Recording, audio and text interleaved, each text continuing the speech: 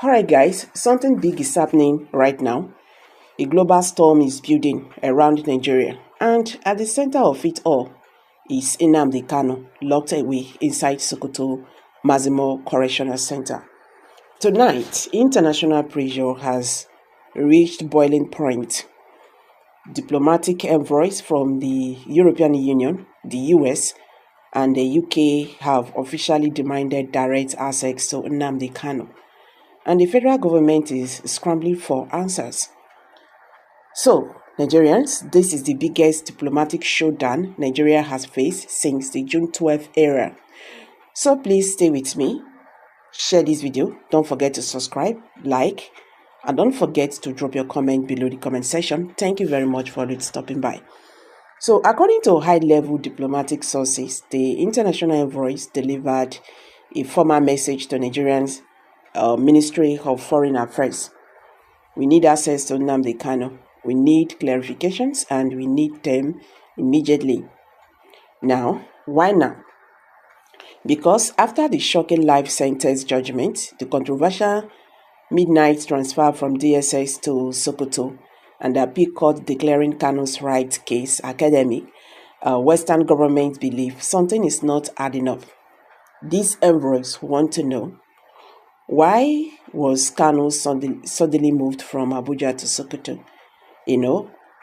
Petitions are flying all over from diaspora because they feel that Nnamdi Kanu's health is really very fragile and staying in Sokoto will not help matter.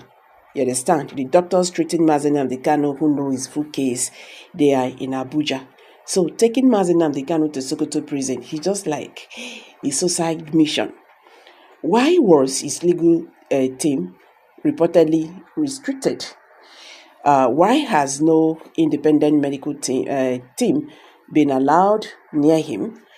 Why were earlier court rulings from 2022 not respected? And most importantly, is Nigeria violating international human rights treaties? So, inside Aso Rock, tension is reportedly high. A senior government source said the request for access to Nnamdi Kanu has caused serious concern, especially because Nigeria is under global watch over human rights abuses. The international community is already tracking the extraordinary rendition from Kenya, and the foreign governments are questioning the fairness of the trial. So this diplomatic pressure comes at the worst possible moment for the government because Nigeria is facing a lot. Talking about insecurity, the US government is dragging President Bola Ahmed Tinubu on the issue of persecution of Christians. They call them genocide, Christian genocide for Nigeria. So Nigeria is facing a lot right now. Meanwhile, Governor Alex Oti just visited Nnamdi Kanu in Sokoto prison, confirming that the IPOB leader is calm, strong, and fully aware of every move being made around him. And that alone has intensified the international spotlight. My people, let's break it down. Foreign envoys want direct access because of the Sokoto transfer, which they see as isolation. Kanu was moved immediately after the life sentence judgment. Western government find that suspicious. Now, his health concern. His personal doctor warned that the transfer was medically dangerous. Number 3, the appeal court declaring his right case academic. To the international community, this raises questions about due process. Now, number 4 is Governor Oti's visit. The video, the heavy security, the sudden openness, the foreign government wants to know what is actually happening behind the scenes.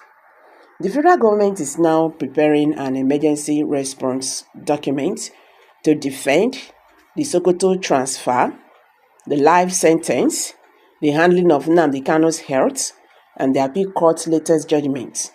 Top officials fear that refusal to grant access may lead to diplomatic sections, international court petitions, or suspension of security cooperation. They're talking about travel pressure on officials then global media outright. Remember what happened during the NSAS global campaign? Nigeria knows the world is watching again. So here is the twist.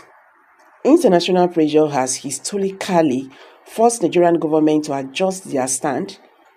It worked for Omoyele Sowore. He also worked for Sambo Dasuki.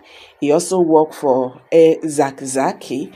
And now the diplomatic pressure over Nnamdi Kanu is louder and more coordinated than ever, except say this could open a new negotiation window. You understand? Or a political solution pathway, or we still talk about possible international supervised review of the case. Some even say if Envoys gain access to Kanu, the entire Sokoto narrative may change instantly. Nigeria is now standing at a crossroad. Granting access to Kanu could trigger a global investigation. Refusing access could trigger a diplomatic breakdown. For now, one thing is clear.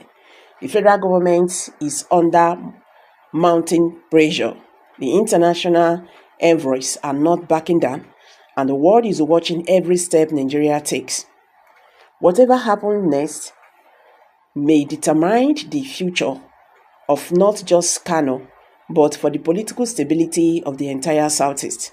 So my people, things don't reach another level. Stay tuned for updates. Subscribe to this channel if you have not. I bet share this video, make it go viral so that Nigerians get to understand how the matter they be. Thank you. See you in my next video. Bye for now.